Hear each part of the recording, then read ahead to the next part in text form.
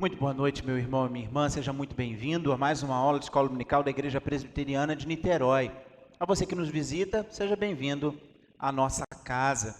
Ainda que de forma distanciada, ainda que de forma online, a Igreja Presbiteriana de Niterói continua a, como povo de Deus, estudar a palavra do Senhor. Nesse momento devocional que antecede o nosso estudo, eu gostaria de convidar você a, junto comigo, a cantar em louvor ao Deus Pai, Filho e Espírito Santo, através do hino de número 13, Contemplação.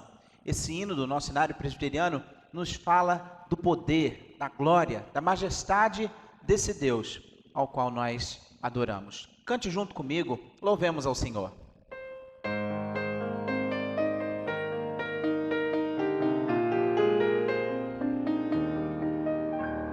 Se nos cega o sol ardente, quando visto em seu fulgor, quem contemplará aquele e do sol é criador? Patriarcas não puderam o seu rosto contemplar, nem Adão chegou a vê-lo antes mesmo de pecar. Luz perante a qual é trevas, mesmo o sol a fulgurar. Nossos olhos pecadores não te podem contemplar. Fogo em cima da arca santa, sarta ardente do Sinai, são figuras dessa glória do Senhor eterno Pai.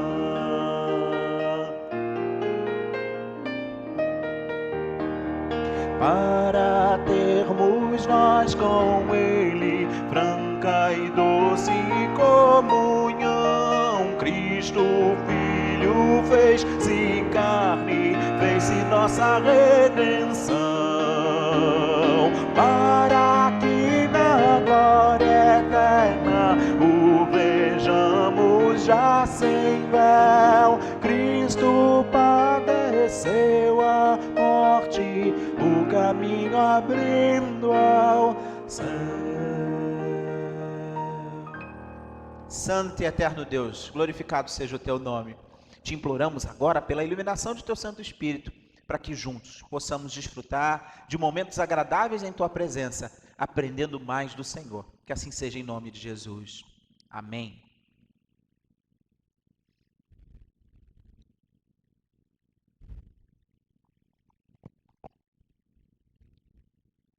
O nosso curso de Introdução à Teologia Reformada chega à nossa sexta aula. Estamos começando um novo módulo, já que da aula 1 à aula 5 nós tivemos as nossas aulas de prolegômenos, ou Introdução à Teologia. Na aula de 1 a 5 nós falamos a respeito do significado de teologia, nós falamos a respeito das disciplinas da teologia, falamos a respeito da possibilidade ou não de se conhecer a Deus, falamos a respeito da revelação geral e especial de Deus. E hoje nós estamos entrando na teologia propriamente dita, quando nós vamos falar de Deus, falar sobre Deus de forma mais direta, sobre os seus atributos e as suas realizações. A parte que nós começamos hoje, nessa sexta aula, se chama teontologia. E essa é uma palavra que tem origem na palavra theos, que significa Deus, e ontos, que significa ente ou ser. Portanto, teontologia é o estudo do ser de Deus. A nossa aula de hoje é uma introdução à teontologia. E há boas razões para nós começarmos a estudar a teologia pela doutrina de Deus. Principalmente quando nós partimos da admissão de que teologia é um conhecimento sistematizado de Deus, de quem é Deus, por meio de quem todas as coisas foram feitas e para quem todas as coisas são feitas. Esse Deus é de quem tudo é feito, por meio de quem tudo foi feito e para quem foi feito todas as coisas. Para tanto, nós vamos retomar nessa aula a ideia do conhecimento de Deus. Para falar de Deus, para falar sobre Deus, é óbvio, né? É razoavelmente óbvio que eu e você precisemos conhecer esse Deus. A gente não pode ficar falando de algo que a gente não conhece. E em aulas anteriores nós perguntamos se Deus pode ser conhecido. E nós, no nosso estudo, chegamos à conclusão que ele não somente pode ser conhecido, como ele quer ser conhecido. E assim, eu quero convidar você a abrir a sua Bíblia junto comigo, no livro do Êxodo, no capítulo 3, num dos textos mais proeminentes nas Escrituras, em que Deus, de forma tão visível, tão experiencial, ele se revela ao seu servo Moisés. Êxodo capítulo 3, verso 1, e assim nós começamos a leitura do texto, que nos informa o seguinte: que apacentava Moisés o rebanho de Jetro, seu sogro, sacerdote de Midian, e levando o rebanho para o lado ocidental do deserto, chegou ao monte de Deus, a Horebe. Apareceu-lhe o anjo do Senhor numa chama de fogo, no meio de uma sarça. Moisés olhou, e eis que a sarça ardia no fogo, e a sarça não se consumia. Então disse consigo mesmo: irei para lá e verei essa grande maravilha. Por que a sarça não se queima? Vendo o Senhor que ele se voltava para ver, Deus, do meio da sarça, o chamou e disse: Moisés, Moisés. Ele respondeu: eis-me aqui. Deus continuou: não te chegues para cá, tira as sandálias dos pés, porque o lugar em que estás é terra santa. Disse mais: eu sou o Deus de teu pai, o Deus de Abraão, o Deus de Isaque, o Deus de Jacó. Moisés escondeu o rosto porque temeu olhar para Deus. Disse ainda o Senhor: certamente vi a aflição do meu povo que está no Egito e ouvi o seu clamor por causa dos seus exatores. Conheço-lhe o sofrimento. Por isso desci a fim de livrá-lo da mão dos egípcios e para fazê-lo subir daquela terra a uma terra boa e ampla, terra que emana leite e mel, o lugar do cananeu, do eteu, do amorreu, do ferezeu, do heveu e do jebuseu. Pois o clamor dos filhos de Israel chegou até mim, e também vejo a opressão com que os egípcios os estão oprimindo. Vem agora, e eu te enviarei a Faraó, para que tires o meu povo, os filhos de Israel, do Egito. Então disse Moisés a Deus: quem sou eu para ir a Faraó e tirar do Egito os filhos de Israel? Deus lhe respondeu: eu serei contigo, e este será o sinal de que eu te enviei. Depois de haveres tirado o povo do Egito, servireis a Deus neste monte. Disse Moisés a Deus: eis que quando eu vier aos filhos de Israel e lhes disser: o Deus de vossos pais me enviou a vós outros, e eles me perguntarem: qual é o seu nome? Que lhes direi? Verso 14. Disse Deus a Moisés: eu sou o que sou. Disse mais: assim dirás aos filhos de Israel: eu sou, me enviou a vós outros. Eu sou o que sou. Eu sou. Em outras palavras, o eterno, aquele que era, que é e que há de vir. Falar de Deus, falar sobre Deus, para isso é preciso conhecer a Deus. Agora, sim, Deus pode e quer ser conhecido, mas por quê? Porque ele quer se dar a conhecer, assim como fez a Moisés, para se relacionar com seus filhos. Nesse texto nós lemos ele se relacionando primeiramente com Moisés, e através de Moisés, como mediador da aliança, ele vai operar sobre a vida de todo um povo, o povo de Israel, e para ser glorificado por esses filhos que recebem o conhecimento a respeito dele. Esse Deus, ele quer se dar a conhecer, para se relacionar com seus filhos e para ser glorificado por eles. Só que isso que já verificamos, que já estudamos em aulas anteriores, nos faz, na aula de hoje, abrir uma outra pergunta, uma outra questão, pelo menos a título reflexivo. Deus existe? Afinal, como conhecer algo ou alguém que não existe? No decorrer da história, tem-se verificado duas formas básicas de responder essa questão, se Deus existe ou não. Nós temos uma resposta que é chamada de teísmo e uma outra resposta que é chamada de ateísmo. O teísmo é a crença na existência de um Deus ou de vários deuses. E aí, dentro do teísmo, nós temos vários tipos de teísmo. Nós temos o chamado monoteísmo, que é a crença em um único Deus, mono, um único Deus. Nós temos o politeísmo, que é a crença em vários deuses. E nós temos ainda o enoteísmo, que é a crença em vários deuses, mas havendo um Deus supremo a todos os demais. Os estudiosos de religiões comparadas e os missionários frequentemente dão testemunho do fato de que a ideia de Deus é praticamente universal na raça humana. Mas isso não significa que não existam indivíduos que neguem a existência de Deus completamente, nem tampouco que não haja um bom número de pessoas em terras cristãs que neguem a existência de Deus tal como ele é revelado nas Escrituras. Assim, nós temos uma segunda expressão, uma segunda possível resposta à pergunta se Deus existe. E essa resposta é o ateísmo. O ateísmo é a ausência da crença na existência de divindade. Nós poderíamos dividir o ateísmo em 3 tipos. O ateísmo dogmático, que é aquele que nega de forma categórica, de forma absoluta, que exista um ser divino.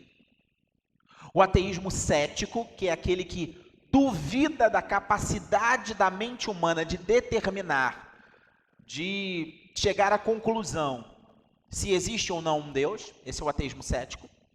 E temos ainda o ateísmo crítico, que é um ateísmo que sustenta que não há nenhuma prova válida da existência de Deus.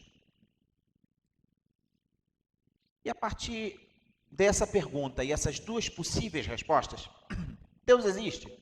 E nós temos os teístas que creem que Deus existe. E nós temos o ateísmo que diz que Deus não existe. Eu lanço ainda uma outra pergunta. Será que o homem sozinho, ele pode chegar ao conhecimento de Deus e da sua existência?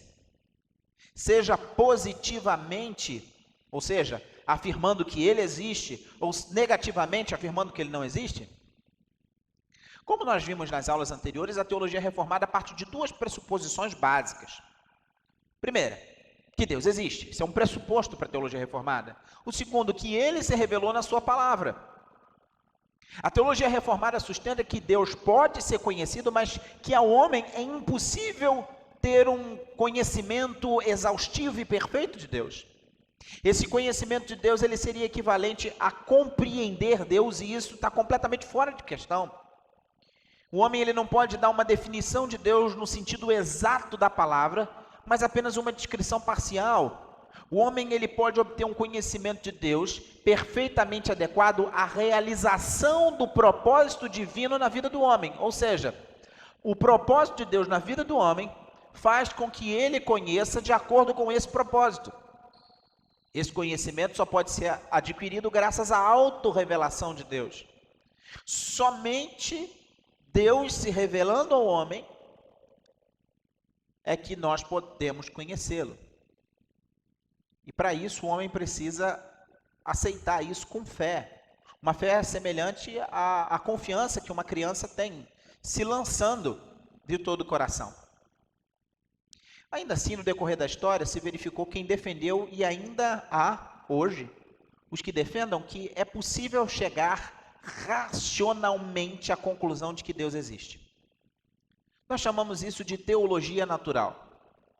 É importante aqui nós diferenciarmos o conceito de teologia natural do conceito de revelação natural. A revelação natural, ela se refere à revelação divina no seu relacionamento com o homem antes da queda, ainda o homem no seu estado de retidão, de perfeita harmonia diante de Deus. Esse tipo de revelação, ela foi estudada nas aulas anteriores, ela é também chamada de revelação geral. Para a teologia reformada, essa revelação comunica de uma forma clara a existência de Deus. O problema está no receptor dessa comunicação, que é o ser humano. O ser humano, em função do pecado, ele não consegue alcançar esse conhecimento de uma forma perfeita. Pelo contrário, ele deturpa e, por vezes, ele se coloca contra o conhecimento de Deus, tal como Deus se revela na natureza. Essa revelação natural, também chamada de geral. Agora, a teologia natural é a concepção de que o homem pode chegar ao conhecimento genuíno de Deus por via da razão. Esse tipo de teologia ele alcançou um pleno desenvolvimento na Idade Média, no chamado escolasticismo. Tomás de Aquino, o famoso teólogo, é considerado o expoente máximo da teologia natural. Ele e outros mais teólogos desenvolveram, e alguns teólogos ainda desenvolvem hoje, teólogos e filósofos, as chamadas provas racionais da existência de Deus. A mais conhecida delas é chamada de argumento ontológico. O que é isso? O argumento ontológico, o argumento do ente, o argumento do ser. A argumentação é mais ou menos assim. Bem, nós, seres humanos, nós temos ideia de que exista algo ou alguém perfeito. Afinal de contas, é preciso ter um padrão para se considerar que algo seja imperfeito, né? Então, se nós podemos conceber um ser absolutamente perfeito, esse ser necessariamente teria que existir. A existência é atributo de perfeição. Portanto, um ser absolutamente perfeito teria que existir. Em síntese, se você é capaz de imaginar que exista um ser perfeito, é porque esse ser perfeito existe. Um segundo argumento racional, para se chegar à conclusão de que Deus existe, seria o argumento cosmológico, de cosmos, universo. Esse argumento tem mais ou menos a seguinte ideia: cada coisa que existe no mundo tem que ter uma causa adequada. Tudo que existe, tudo que foi causado. O universo, então, também tem que ter uma causa adequada. E uma causa indefinidamente grande. Logo, Deus existe, porque o universo não pode... Algo precisaria ter vindo antes do universo. Nós temos ainda um terceiro argumento, que também é um argumento causal, no sentido de algo que foi causado, que é o chamado argumento teleológico, ou argumento da finalidade. Na verdade, é meio que uma extensão do argumento cosmológico. Em síntese, tá? Para a gente poder entender. Em toda parte do mundo, nos é revelada inteligência, ordem, harmonia, propósito. As coisas existem com um propósito, com uma finalidade. Elas não existem simplesmente por existir. Então, isso implica na existência de um ser inteligente com um propósito apropriado para que seja capaz de produzir um mundo como esse. Então, essa ideia, essa reflexão leva a crer que existe um Deus que está por detrás dessa inteligência, ordem, harmonia e propósito. Já falamos do argumento ontológico, né?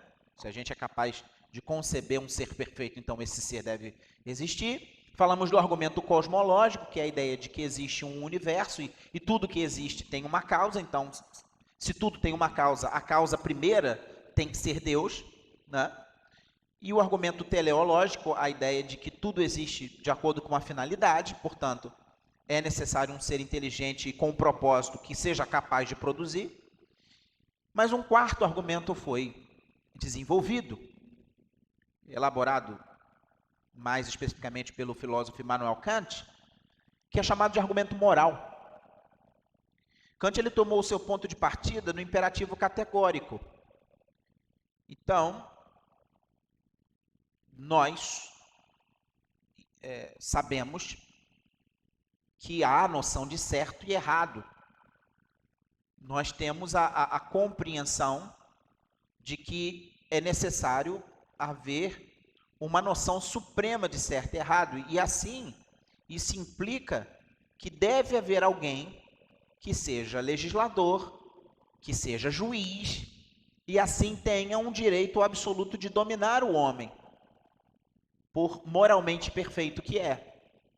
A conclusão é que esse ser seja Deus. E por fim, a gente ainda tem um quinto argumento, que é chamado de argumento histórico-etnológico, que é o seguinte: entre todos os povos e tribos no mundo, há um sentimento religioso que se revela em cultos exteriores. Então, como a religião é um fenômeno universal, isso deve pertencer à própria natureza do homem.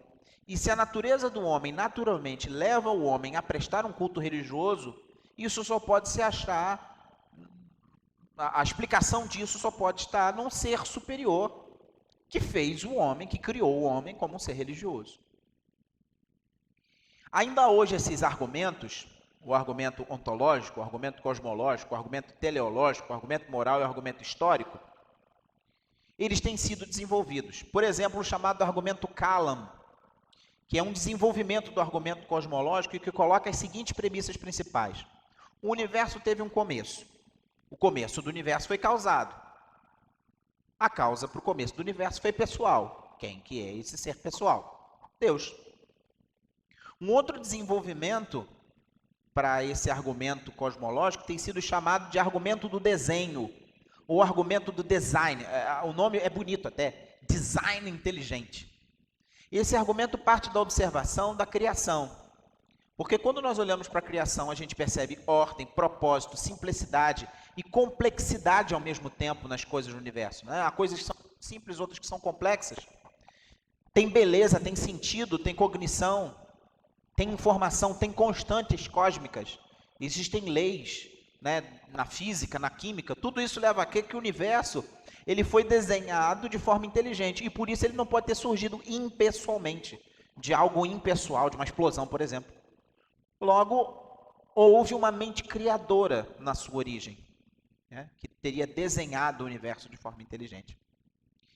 Bem, todos esses argumentos são interessantes, todos esses argumentos racionais são muito interessantes, mas a teologia reformada considera a existência de Deus como uma pressuposição, porque não tem sentido em se falar de conhecimento de Deus se não se admite que Deus existe.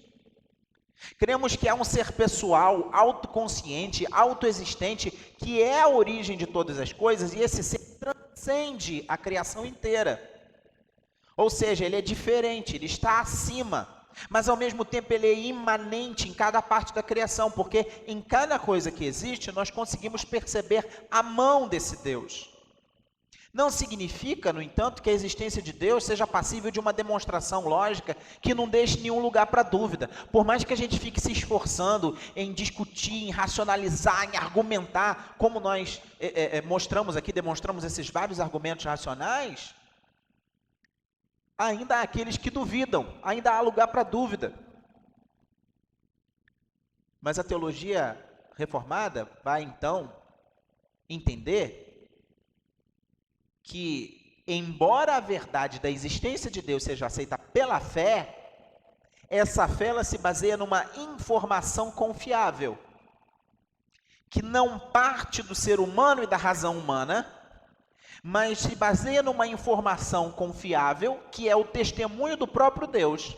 Deus que se revelou ao homem, seja de forma geral, por meio da criação e da providência, seja de forma especial, por meio de Jesus revelado nas Escrituras Sagradas. Embora a teologia reformada considere a existência de Deus como uma pressuposição inteiramente razoável, a gente não se arroga na capacidade de demonstrar isso por meio de uma argumentação racional. O cristão, ele aceita a verdade da existência de Deus pela fé. Hebreus, capítulo 11, do verso 1 ao verso 3, vai nos dizer isso. Quando você abre lá a sua Bíblia, em Hebreus, capítulo 11, você vai ler o seguinte: ora, a fé é a certeza das coisas que se esperam, a convicção de fatos que se não veem. Pois pela fé os antigos obtiveram bom testemunho. Pela fé entendemos que foi o universo formado pela palavra de Deus, de maneira que o visível veio a existir das coisas que não aparecem. Pela fé, entendemos que foi o universo formado pela palavra de Deus, de maneira que o visível veio a existir das coisas que não aparecem. Nós cremos, portanto, na prova bíblica da existência de Deus. A fé que nós temos não é uma fé cega, mas é uma fé baseada em provas, e em provas que se acham primariamente na Escritura, na palavra de Deus inspirada, e secundariamente na revelação de Deus na natureza. A prova bíblica sobre esse ponto não vem para a gente na forma de uma declaração explícita e muito menos na forma de um argumento lógico. Quando nós lemos a Bíblia, a gente não vê uma preocupação em se demonstrar a existência de Deus. Os autores bíblicos, inspirados pelo Espírito Santo, eles tomam isso como uma verdade. Deus existe.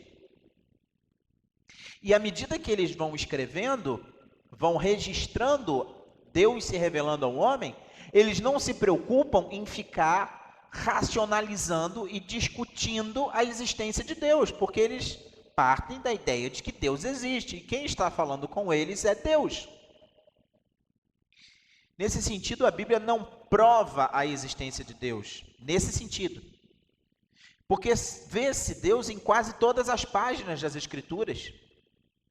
Escrituras nas quais ele vai se revelar em palavras, porque ele fala, e as suas palavras são registradas por aqueles que experimentam Deus se revelando a eles, e em atos que são vivenciados, que são experimentados e são reconhecidos como atos de Deus.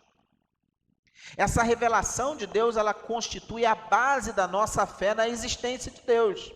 É justamente porque Deus se revelou, porque Deus se manifestou, porque Deus agiu na vida do seu povo, que cremos na sua existência. E isso torna a fé inteiramente razoável. A gente precisa notar, a gente precisa observar, apesar de tudo isso, que é somente pela fé que nós aceitamos a revelação de Deus. E somente pela fé que nós conseguimos uma compreensão real do conteúdo da revelação de Deus. Assim, a teologia reformada entende que, em vista da semente de religião implantada em todos os seres humanos, isso foi uma ação de Deus sobre o ser humano. Pela criação do homem, a imagem de Deus, é seguro nós admitirmos que ninguém nasce ateu. Em última análise, conforme nós lemos nas Escrituras, o ateísmo ele vai resultar do estado moral do homem caído. O homem que foi criado num estado de retidão diante de Deus, conhecendo Deus, em função do pecado, ele agora nega a existência de Deus. Pela tradição cristã, Deus é o incompreensível, é o insondável, mas também, por outro lado, ele pode ser conhecido, e conhecer a Deus é um requisito absoluto para a salvação. E para se conhecer algo, é necessário se aproximar daquilo que vai ser conhecido. É necessário intimidade. E qual o problema? O pecado fez separação entre o homem e Deus. Mas aí, na história bíblica, no que nós lemos nas Escrituras, na forma desse Deus se revelar, é que ele veio ao nosso encontro, e ao vir ao nosso encontro, ele restabeleceu a possibilidade de nós conhecermos a ele.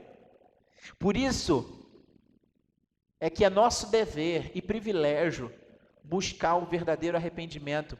E é o verdadeiro arrependimento que é a chave para a possibilidade de se conhecer Deus. A piedade, que é o arrependimento diante do Deus que criou todas as coisas e enviou seu Filho Jesus Cristo, é o requisito fundamental para o verdadeiro conhecimento de Deus. Deus não pode ser conhecido onde não houver piedade. Ninguém pode conhecer a Deus verdadeiramente sem o reconhecimento da mediação de Cristo Jesus. Portanto, nós nos colocamos diante de Deus, arrependidos dos nossos pecados e nos fiando em Cristo, nos agarrando em Cristo, por meio de Cristo, nós somos apresentados à verdade. E assim nós temos algumas observações. Não pode haver religião que salve sem Jesus. Não existe teologia natural capaz de chegar a Deus sem Jesus e sem fé em Jesus. João capítulo 3, versículo 16, o texto clássico que todos nós decoramos ainda quando crianças. Porque Deus amou o mundo de tal maneira que deu seu Filho unigênito, para que todo aquele que nele crê não pereça, mas tenha a vida eterna. João, capítulo 17, verso 3. Evangelho de João, capítulo 17, o verso 3 diz o seguinte: E a vida eterna é esta, que te conheçam a ti, o único Deus verdadeiro, e a Jesus Cristo, a quem enviaste. Livro de Atos dos Apóstolos, capítulo 4, versículo 11, nós vamos ler o seguinte, Atos 4, 11. Este Jesus é a pedra rejeitada por vós, os construtores. Este Jesus é a pedra rejeitada por vós, os construtores, a qual se tornou a pedra angular. Versículo 12, desse mesmo texto, Atos 4, verso 11, verso 12 agora. E não há salvação em nenhum outro, porque abaixo do céu não existe nenhum outro nome dado entre os homens, pelo qual importa que sejamos salvos. Primeira Epístola de Paulo aos Coríntios, no capítulo 3, lá no versículo 11, nós vamos ler o seguinte, Primeira Epístola de Paulo aos Coríntios, capítulo 3, versículo 11, nós lemos o seguinte: porque ninguém pode lançar outro fundamento além do que foi posto, o qual é Jesus Cristo. Hebreus, capítulo 11, verso 6, vai nos dizer assim, Hebreus, capítulo 11, verso 6, de fato, sem fé é impossível agradar a Deus, porquanto é necessário que aquele que se aproxima de Deus creia que Ele existe e que se torna galardoador dos que o buscam. Portanto, é a fé nesse Deus que se revela por meio de Cristo Jesus, que é capaz de fazer com que haja religião que de fato religue. O termo religião significa religar, né? Religar a Deus somente em Jesus, a verdadeira religião. Cristo não se revela em parte alguma fora do Evangelho. Tampouco a fé é dada sem a palavra, visto que a fé, segundo as Escrituras, é dada pela palavra. Romanos capítulo 10, verso 17, diz o seguinte: e assim a fé vem pela pregação e a pregação pela palavra de Cristo. O universo criado, a criação, pode até demonstrar a existência de Deus, ainda que o homem, racionalmente sozinho, não consiga chegar a essa conclusão, porque o seu pecado o afasta. Inclusive, o homem deturpa isso. Mas não é capaz a natureza, a criação, de demonstrar esse Jesus, que é o próprio Deus vindo se revelar ao homem. Uma segunda observação é que o estado dos gentios, ou seja, todos aqueles que não fazem parte do povo de Deus, no Antigo Testamento e no Novo Testamento, a referência aos gentios são aqueles que não são judeus, mas a partir do Novo Testamento, todo aquele que crê em Jesus Cristo é feito filho de Abraão, filho da fé, e, portanto, feito filho de Deus e recebido na comunhão do povo de Deus, que é a igreja. A igreja é o Israel de Deus, é o povo da aliança, é o povo do pacto. O estado daqueles que estão destituídos da palavra de Deus é chamado de tempos de ignorância. Se você abrir a sua Bíblia em Atos, capítulo 17, lá no versículo 30, nós vamos ler isso. Atos 17, 30. Ora, não levou a Deus em conta os tempos da ignorância, antes de Cristo, antes do conhecimento de Cristo. Agora, porém, notifica aos homens que todos em toda parte se arrependam. O estado antes da revelação de Deus é um estado de ignorância. Quando Deus, como que havendo fechado os olhos, suportou que os homens andassem nos seus próprios caminhos. É o que nós lemos em Atos, capítulo 14, no versículo 16. Atos 14, 16, esse Deus, né, que agora tem feito com que Paulo anunciasse o evangelho para que eles se convertessem ao Deus vivo, verso 16, o qual nas gerações passadas, esse Deus, permitiu que todos os povos andassem nos seus próprios caminhos. Quando esses povos cultuavam ao Deus desconhecido. A gente tem essa cena tão clássica da pregação de Paulo em Atenas, capítulo 17 de Atos dos Apóstolos, lá no versículo 23, Paulo passa, está aqui registrado, passando e observando os objetos do vosso culto, encontrei também um altar no qual está escrito ao Deus desconhecido. Eles viviam sem Deus. Aqueles que antes do conhecimento da palavra de Cristo foram recebidos na família de Deus, andavam sem Deus. Efésios capítulo 2, versículo 12, vai nos dizer o seguinte: Epístola de Paulo aos Efésios, capítulo 2, versículo 12. Naquele tempo estáveis sem Cristo, separados da comunidade de Israel e estranhos às alianças da promessa, não tendo esperança e sem Deus no mundo. O que não se poderia dizer se a revelação natural fosse suficiente para a salvação. Isso que acabou de ser dito aqui por Paulo, que naquele tempo eles estavam sem Cristo, separados da comunidade de Israel e estranhos à aliança da promessa, não poderia ser dito se a revelação natural, ou mesmo se a teologia natural fosse suficiente para salvar. Uma terceira observação é que se a salvação pudesse ser obtida por meio de uma religião comum, não haveria necessidade da pregação do Evangelho, pregação da palavra. Mas o nosso Deus vai testificar através do apóstolo Paulo o seguinte, abre sua Bíblia aí em 1 Coríntios, capítulo 1, lá no versículo 21.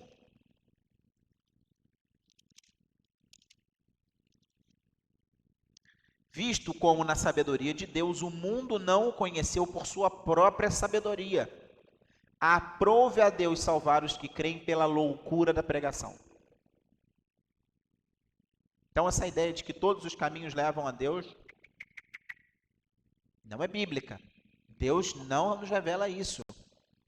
Na estrutura do mundo e no ensino da Sagrada Escritura, Deus ele se mostra como o Criador e na face de Cristo Jesus ele se mostra como o Redentor. Daí se concluir que existe um duplo conhecimento da divindade. Esse Deus como Criador e esse Deus como Redentor. Piedade é essencial para se conhecer a Deus. E piedade é uma reverência que está associada com o amor de Deus através do conhecimento dos benefícios de Deus. A mente piedosa, ela se reconhece pecadora diante de Deus e ela busca refúgio nesse Deus.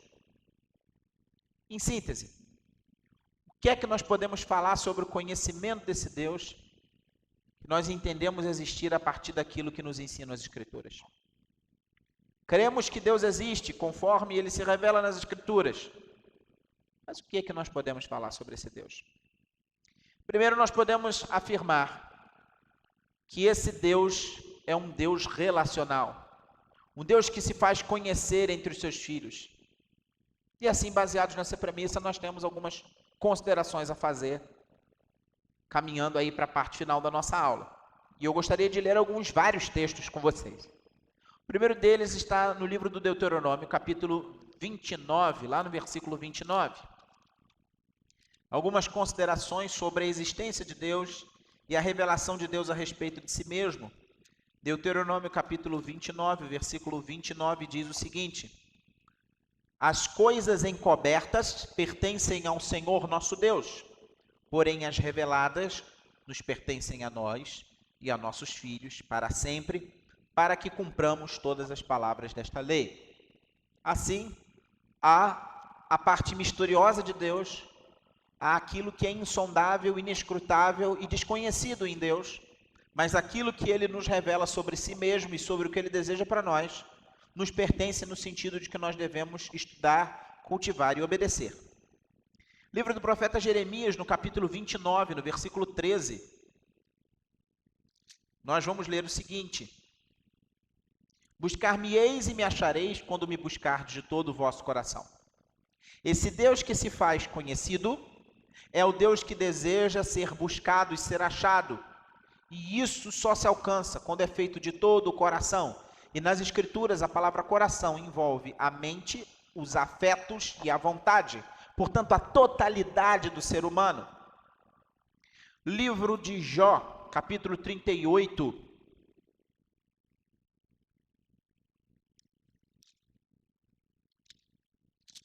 Livro de Jó, capítulo 38.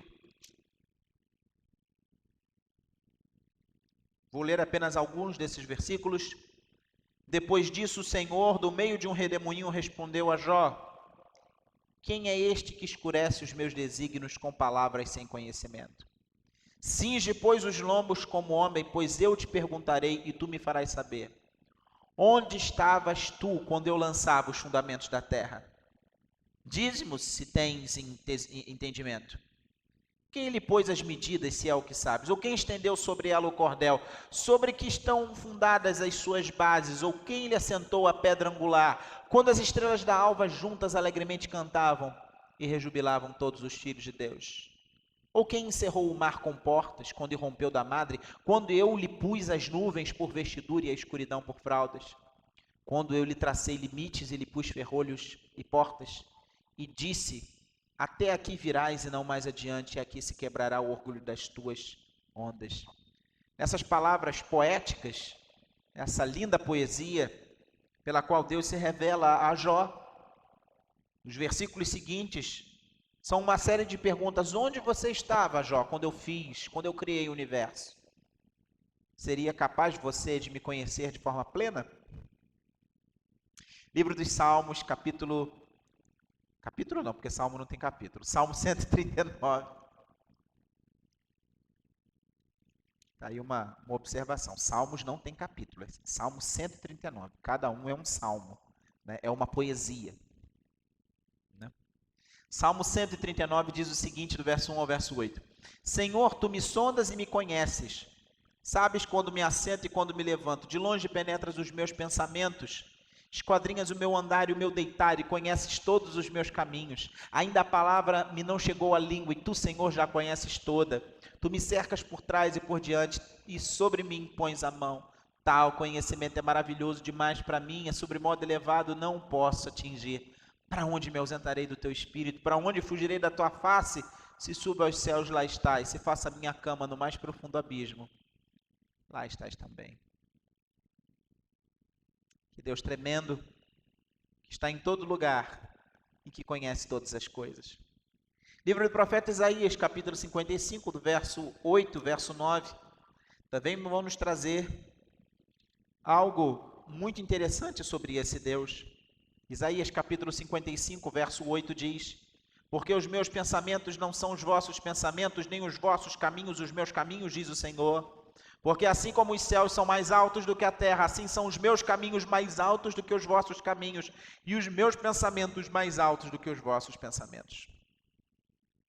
Em Romanos, capítulo 11, verso 33 ao verso 36, um dos textos mais lindos da Escritura, quando o apóstolo Paulo irrompe em glorificação a esse Deus, quando ele percebe a magnitude, a grandeza, a majestade, o poder, a perfeição, a sabedoria desse Deus, Paulo, ele irrompe em louvor, em glorificação, e ele assim diz, Romanos capítulo 11, verso 33 a 36, ó profundidade da riqueza, tanto da sabedoria como do conhecimento de Deus, quão insondáveis são os seus juízos, quão inescrutáveis os seus caminhos. Quem, pois, conheceu a mente do Senhor, ou quem foi o seu conselheiro, ou quem primeiro deu a ele, para que ele venha a ser restituído, porque dele, por meio dele, para ele são todas as coisas, a ele, pois, a glória eternamente. Amém. Baseados nesses textos, nós chegamos a importantes conclusões. Se nós pretendemos conhecer a Deus, antes é necessário que ele se revele a nós. Sobre a revelação de Deus que vem da natureza, o apóstolo Paulo vai nos dizer lá em Romanos capítulo 1, verso 19, que o que podemos conhecer sobre Deus na natureza está claro às pessoas, porque Deus lhe manifestou. A criação natural revela Deus porque ele mesmo decidiu se revelar assim, mas essa revelação ela é limitada. Porque quando nós falamos do conhecimento pessoal de Deus, mas não do conhecimento geral de Deus, esse conhecimento vem pela salvação, e essa ideia vai ficar ainda mais explícita nas palavras de Jesus, que estão registradas em Mateus capítulo 11, versículo 27. Ninguém conhece o Pai senão o Filho. Ou melhor, ninguém conhece o Filho senão o Pai, e assim ele diz, ninguém conhece o Pai senão o Filho. E aquele a quem o Filho quiser revelar. Ninguém conhece o Filho senão o Pai, e ninguém conhece o Pai senão o Filho, e aquele a quem o Filho o quiser revelar. Esse tipo de conhecimento de Deus, ele não se encontra por sabedoria ou por esforços humanos, mas na sabedoria de Deus. O mundo não conheceu a Deus por sua própria sabedoria, mas pela sabedoria de Deus. 1 Coríntios, capítulo 1, versículo 21, voltemos a esse texto. Visto como na sabedoria de Deus o mundo não o conheceu por sua própria sabedoria, aprove a Deus salvar aos que creem pela loucura da pregação. 1 Coríntios, capítulo 2, versículo 14, lemos: Ora, o homem natural, 1 Coríntios 2, 14, ora, o homem natural não aceita as coisas do Espírito de Deus, porque eles são loucura e não pode entendê-las porque elas se discernem espiritualmente. A segunda epístola de Paulo aos Coríntios, o capítulo 4, versículo 3, vai nos dizer o seguinte, segunda epístola de Paulo aos Coríntios, capítulo 4, verso 3 e verso 4, mas se o nosso evangelho ainda está encoberto, é para os que se perdem que está encoberto, nos quais o Deus deste século cegou o entendimento dos incrédulos, para que lhe não resplandeça a luz do evangelho da glória de Cristo, o qual é a imagem de Deus. Assim, portanto, o ser humano só tem como alcançar o conhecimento de Deus e reconhecer a existência desse Deus a partir da revelação do próprio Deus. A necessidade de Deus se revelar a nós também se percebe no fato de que o pecador, ele interpreta de forma equivocada a revelação de Deus na natureza. Lá em Romanos capítulo 1, no verso 1, nós lemos que aqueles que detêm a verdade pela justiça, Romanos capítulo 1, versículo 18. Não, também não é o 18 não, cadê? Verso 1, assim. 18 em diante, diz assim: A ira de Deus se revela do céu contra toda impiedade e perversão dos homens que detêm a verdade pela injustiça. É Romanos 1, 18. A ira de Deus se revela do céu contra toda a impiedade e perversão dos homens, que detêm a verdade pela injustiça. Ainda que a verdade esteja manifesta na criação, o ser humano, ele detém essa verdade e a transforma em injustiça. Mais à frente, nós lemos que esses homens não glorificaram a Deus como Deus, não lhe deram graças, isso está no versículo 21, Romanos 1, 21. E eles se tornaram assim nulos nos seus próprios raciocínios, e o coração deles foi obscurecido. Verso 22, eles se inculcaram por sábios, se tornaram loucos, e assim mudaram a glória do Deus incorruptível em semelhança de imagem de homem corruptível, bem como de aves, quadrúpedes e répteis. E assim o ser humano, longe de Deus, afastado de Deus, pecador, ele não consegue enxergar de forma correta na natureza que Deus existe e quem é esse Deus. E assim, ele coloca a criatura no lugar de Deus, seja adorando animais, seja adorando ao próprio homem. Centenas de falsas religiões pelo mundo afora são prova de que os pecadores, sem orientação das Escrituras, sempre compreendem de forma errada, sempre distorcem a revelação de Deus que está encontrada na natureza. É o que nos diz a teologia reformada. Qual é a conclusão sobre essa questão? Somente a Bíblia vai nos dizer como nós devemos compreender o testemunho que a natureza dá de Deus. Para isso, nós dependemos de forma ativa da comunicação de Deus nas Escrituras para alcançar esse conhecimento verdadeiro de Deus. Jamais nós vamos ser capazes de compreender de forma plena a Deus. Deus é infinito, nós somos finitos. Deus é perfeito, nós imperfeitos. Nós somos limitados. Jamais nós vamos poder compreender de forma plena esse Deus. E nesse sentido nós podemos dizer que Deus é incompreensível, ou seja, que ele não pode ser compreendido plenamente. Nós temos exemplos dessa ideia nas Escrituras. O Salmo 145, verso 3, vai nos dizer o seguinte. Salmo 145, verso 3. Grande é o Senhor e muito digno de ser louvado, a sua grandeza é insondável.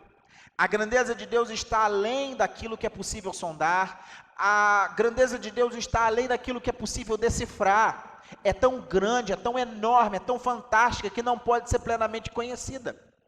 O Salmo 147, versículo 5, vai nos dizer o seguinte: grande é o Senhor nosso e muito poderoso, o seu entendimento não se pode medir. Jamais nós vamos ser capazes de medir ou de conhecer plenamente o entendimento de Deus. É grande demais, é imenso demais para que nós entendamos. De forma igual, pensando no conhecimento que Deus tinha de todos os seus caminhos, Davi, lá no Salmo 139, vai registrar o seguinte, no verso 6. tal conhecimento é maravilhoso demais para mim, é sobremodo elevado. Eu não o posso atingir. 1 Coríntios, capítulo 2, versículo 10, versículo 12, o apóstolo Paulo também vai nos mostrar. 1 Coríntios, capítulo 2, verso 10 e o verso 12. Diz assim: mas Deus nolo revelou pelo Espírito, porque o Espírito a todas as coisas perscruta, até mesmo as profundezas de Deus. Porque qual dos homens sabe as coisas do homem, senão o seu próprio Espírito que nele está? Assim também as coisas de Deus, ninguém as conhece, senão o Espírito de Deus. Assim, nesse texto, tanto quanto aquele de Romanos 11, 33 a 36, nós percebemos que Paulo ele entendia a incompreensibilidade de Deus. Não é somente verdade que jamais nós vamos compreender plenamente Deus, como é verdade que jamais nós vamos poder compreender plenamente uma coisa que seja acerca de Deus. Seja sua grandeza, seu conhecimento, sua riqueza, sabedoria, juízo, os caminhos, tudo isso está muito ali da nossa capacidade de compreensão. Mesmo no futuro, quando nós vamos nos ver livres da presença do pecado, quando estivermos com Deus na eternidade, jamais nós seremos capazes de abranger a plenitude do conhecimento sobre Deus, e isso nós percebemos a partir de tudo aquilo que nós lemos anteriormente. Nós não vamos nos tornar deuses, nós seremos glorificados e seremos sem pecado, mas não seremos divindades. Portanto, não seremos capazes de alcançar a plenitude de Deus, ainda que vamos desfrutar plenamente de Deus ali, da sua presença, nos deleitando cada vez mais nele. Agora, ainda assim, Deus quer ser conhecido. Ainda assim, nós percebemos que podemos e devemos nos deleitar nesse Deus. Epístola de Paulo aos Colossenses, capítulo 1, versículo 10, nós vamos ler o seguinte. Verso 9 e verso 10, Colossenses 1 e 10. 1, verso 9 e 10. Por essa razão também nós, desde o dia em que o ouvimos, não cessamos de orar por vós e de pedir que transbordeis de pleno conhecimento da sua vontade, conhecimento da vontade de Deus, em toda sabedoria e entendimento espiritual, a fim de viver de modo digno do Senhor, para o seu inteiro agrado, frutificando em toda boa obra e crescendo no pleno conhecimento de Deus. Esse Deus, ele quer ser conhecido, e tudo aquilo que pode ser conhecido sobre ele, aquilo que ele mesmo revelou para nós, deve ser conhecido. Alguns dizem que nós não podemos conhecer o próprio Deus, mas somente fatos sobre ele ou o que ele faz. Quando nós olhamos as Escrituras, nós percebemos que não é exatamente assim. Existe uma limitação naquilo que podemos conhecer de Deus, mas isso não significa que não possamos conhecê-lo. Jeremias, capítulo 9, livro do profeta Jeremias, no capítulo 9, versículo 23, versículo 24. Assim diz o Senhor, não se glorie o sábio na sua sabedoria, nem o forte na sua força, nem o rico nas suas riquezas, mas o que se gloriar, glorie-se nisto, em me conhecer e saber que eu sou o Senhor, e faço misericórdia, juízo e justiça na terra, porque destas coisas me agrado, diz o Senhor. Nesse texto, Deus está dizendo que a fonte da nossa alegria, a fonte da nossa noção de importância deve vir não das nossas capacidades, não das nossas posses, mas o que há de mais significativo é nós percebermos que Deus existe, que Deus pode ser conhecido naquilo que Ele se revelou, e não somente nos meros fatos sobre Ele, ou nas notícias sobre os fatos que Ele executa. O fato de conhecermos o próprio Deus é demonstrado ainda pela percepção de que a vida cristã envolve um relacionamento pessoal com Deus. Nós vemos isso nas palavras de Jesus também. Abra sua Bíblia no Evangelho de João, no capítulo 14, versículo 23. Você vai ler o seguinte. Respondeu-lhe Jesus, se alguém me ama, guardará a minha palavra, e meu Pai o amará, e viremos para ele e faremos nele morada. Olha que coisa linda. João capítulo 14, Evangelho de João 14, verso 23. Respondeu Jesus, se alguém me ama, guardará a minha palavra, e meu Pai o amará, e viremos para ele e faremos nele morada. Quero encerrar essa aula perguntando: você deseja conhecer a Deus? Você deseja conhecer esse Deus? Conheça Jesus Cristo. Você quer conhecer Jesus Cristo? Receba o Evangelho por meio da pregação da palavra.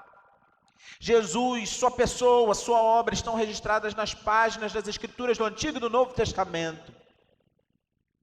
Deleite-se na palavra de Deus. E a promessa de Oséias, capítulo 6, versículo 3, vai se cumprir sobre a sua vida. E eu encerro essa aula com esse texto, do livro do profeta Oséias, no capítulo 6, versículo 3. Deleite-se na palavra de Deus. E essa promessa, ela vai se cumprir na sua vida. Conheçamos e prossigamos em conhecer ao Senhor como a alva. A sua vinda é certa. E ele descerá sobre nós como chuva serôdia que rega a terra. Conheçamos e prossigamos em conhecer ao Senhor. Como a alva, a sua vinda é certa. E ele descerá sobre nós como chuva serôdia que rega a terra. Na próxima aula nós vamos começar a estudar os atributos de Deus, tal como ele os revela nas Escrituras. Portanto, não deixe de participar da próxima aula, para juntos podermos dar continuidade a esses nossos estudos. Eu quero, junto com você agora, encerrar esse nosso estudo, essa nossa escola dominical, cantando um hino de adoração ao Senhor. O hino de número 11 do nosso Inário Novo Cântico, Inário Presbiteriano.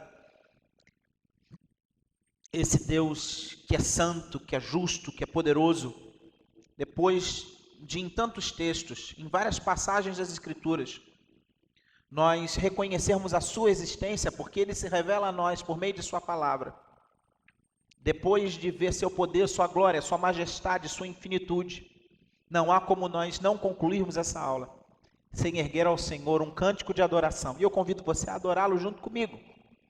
E nesse momento convido você também, querido, você que é membro da igreja, a lembrar que a Igreja Presbiteriana de Niterói, mesmo em meio à pandemia, não deixou de cumprir com o seu papel de ministração.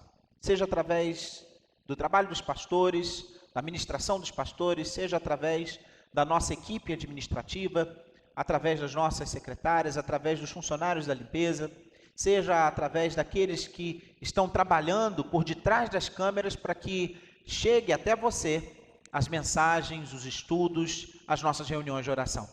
Assim, meu querido, você que é membro da Igreja Presbiteriana de Niterói, tem o dever e o privilégio de cumprir com o compromisso que foi assumido diante de Deus quando da sua recepção, de consagrar ao Senhor os seus dízimos e as suas ofertas. Você que nos visita, não se sinta constrangido com esse momento, né, em que nós falamos dos nossos recursos, falamos de dízimos e ofertas, mas você também é convidado, se assim desejar, a contribuir para a obra do Senhor que tem sido realizada através do ministério da Igreja Presbiteriana de Niterói. Cantemos juntos e tenhamos no nosso coração que nós estamos dedicando as nossas vidas, os nossos recursos, tudo o que somos, para a glória de Deus, o nosso Pai. Hino de número 11, Trindade Santíssima, adoremos o Senhor.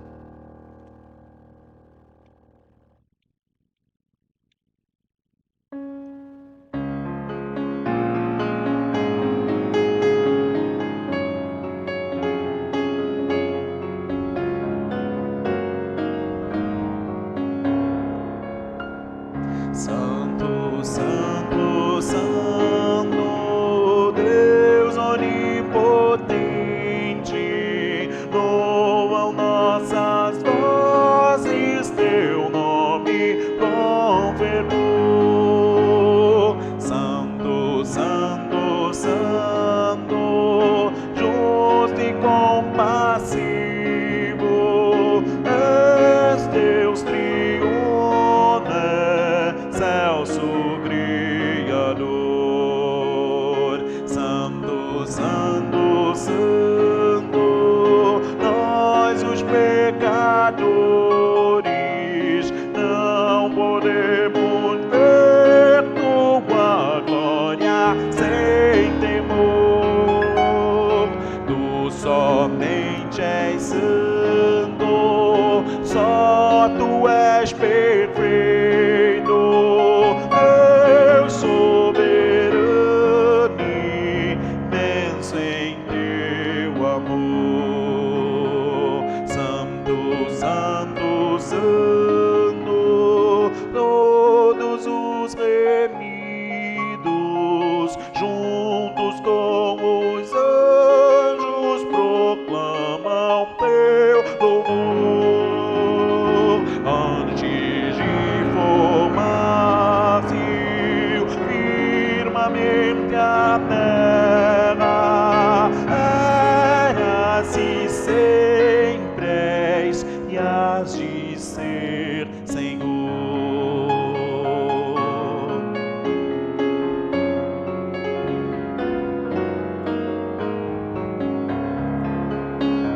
Santo, santo, santo, Deus onipotente, tuas obras louvam teu nome com fervor. Santo, santo, santo, justo e compassivo, Deus soberano e excelso Criador.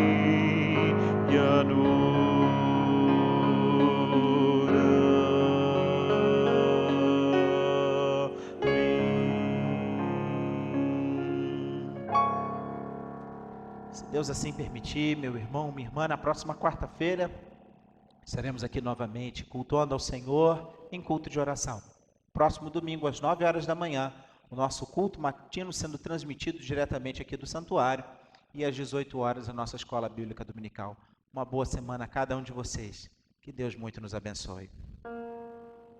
Que o Senhor te abençoe e te guarde.